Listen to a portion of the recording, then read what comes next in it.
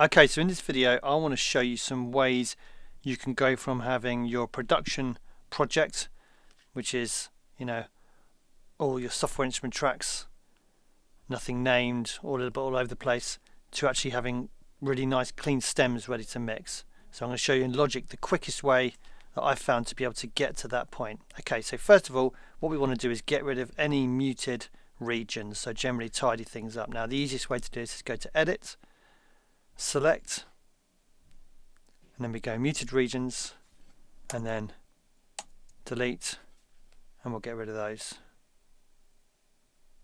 Okay, so next up we can go Select Tracks, Unused, and because we've deleted all those muted regions from the tracks, we can go through and delete those from there.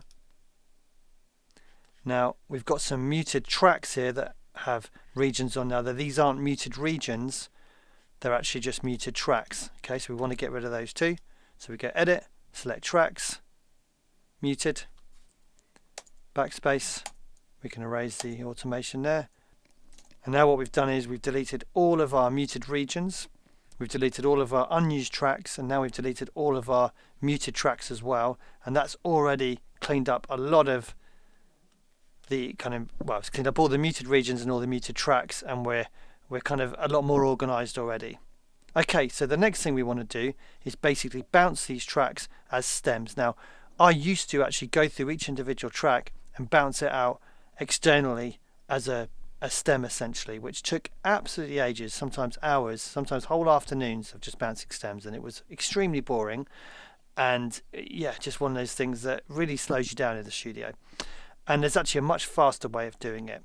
Now what we want to do is basically select all the tracks and bounce them in place, but before we do that, what we have to decide is, do we want to bake in these effects that we've got on here, or do we want to basically bypass them and then add in the effects later on when we're actually doing the mixing? So for example, here on this part that's here, this is a guitar, like a guitar effect part,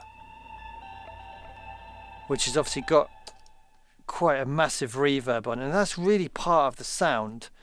And also this is a great example here, this is a flute actually, and you can hear that it's been turned into this washy kind of effect, and essentially without having those effects on, well, let's have a listen to what it sounds like. So it's basically just a kind of ordinary flute part, but with the effects on, it's turned into that kind of washy effect. So I want to bake that in for sure, because that's part of the sound really. And actually, really, I don't think there's any of these plugins that I want to bypass, with maybe the exception of maybe the yellow photo, which is a sidechain on the bass. Maybe I could take that off. That's going through a bus, so that's fine. This is doing a kind of, it's got no wet up, so these are just default preset sounds, it looks like, that have come with Logic. There's a compressor on there, doesn't like it's doing a huge amount. So I don't think there's too much to worry about here in terms of what we've got effects wise. And this is actually quite interesting, is that this is my production project basically. Let's give you a little blast of that.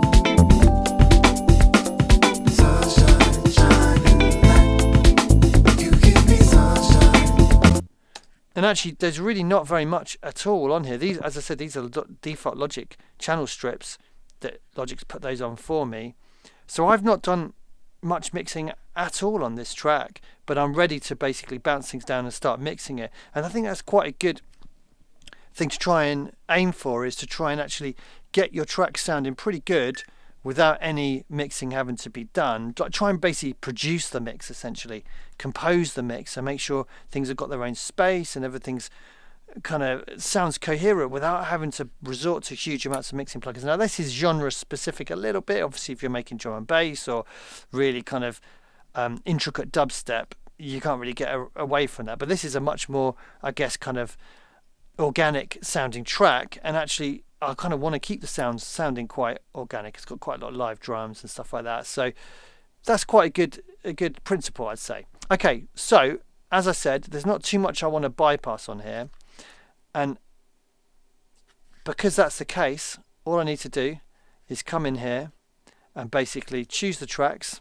and what we can do is go bounce tracks in place. Now what this is going to do is going to convert all of these individual regions into stems basically, and that's going to allow us to in one step basically bounce all of these parts simultaneously. Now what I need to do is make sure I set the cycle to be the right length. So what I can do is do Command and U. So let me just show you again. So select all, Command and U. I don't know why it was extending it out to there. And that's basically created a cycle around the length. Now I usually extend this a little bit just in case there's anything overhanging. So now it's only going to bounce there, otherwise it's going to bounce all the way to the end. And in fact what I could do is just bring my ending back so it's not so ridiculously long. Okay, so now I'll go in here, bounce tracks in place. And now we can choose to include volume and pan automation, which means if we have pan information on there and volume information, it's going to include that. So we'll say yes for that. And now logic is going to go through. Now it's going to take a little bit longer than just bouncing a track would do ordinarily because we're bouncing multiple tracks at the same time, which is fair enough. But it is a lot faster than doing the same thing individually on each one of these tracks. I mean, we can see down the bottom we're going up to 92 tracks there. So if I was going to bounce those all individually, that would take a long time, as I'm sure you can imagine. So this is a much quicker way of doing it. Okay, so once that process is finished, this is what we're left with. So you can see we've got these bounce in place parts here that are our stems, and then what it's done is muted the parts that were originally there. So what I can do is just select one of them because they're all selected, drag them up to the top, and it should separate out. As you can see, it's done now. I've kind of missed these two here, so I'll just drag these away. And now we've basically got the tracks bounce down as stems like so, and then we have all the other software kind of instruments and audio that we had originally there. So I can just select all of those, don't need the automation anymore, I can delete those, and now we've got these all bounced as stems. Very fast, very efficient. Now the next step that I would suggest doing is finding anything which is kind of grouped instruments that could be bounced down. What we're trying to do here is limit our options a little bit wherever possible. So if it doesn't take away your ability to be able to mix the track, I would always bounce down kind of grouped instruments that can be treated as one thing as a group. So let's say here we have a left overhead, right overhead, and a room for this hi-hat. Now I'm quite happy with how these sound. Let me just enhance my waveforms here so we can see a little bit better. So here it is. I'm quite happy with how these sound. So what I could do is treat these as one. So I select all three regions, Control B, we'll call this rides. Okay, click OK, and then that's going to basically bounce that down as again one stem. I could have replaced what was originally there, but that's fine.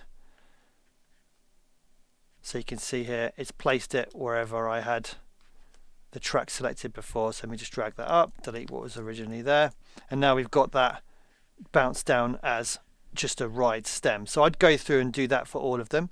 The next thing I would do is basically group sounds together visually. So take all the drums up to the top and also color them so they all have a similar color, which is, you know, whatever color scheme you want. And in the end, I've actually already done this. So let me go to another project alternative.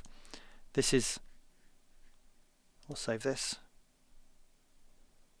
This is a project where I've actually done this now. So I've moved everything, organized it, put it all into kind of grouped areas visually, and also colored everything so they've got the same color.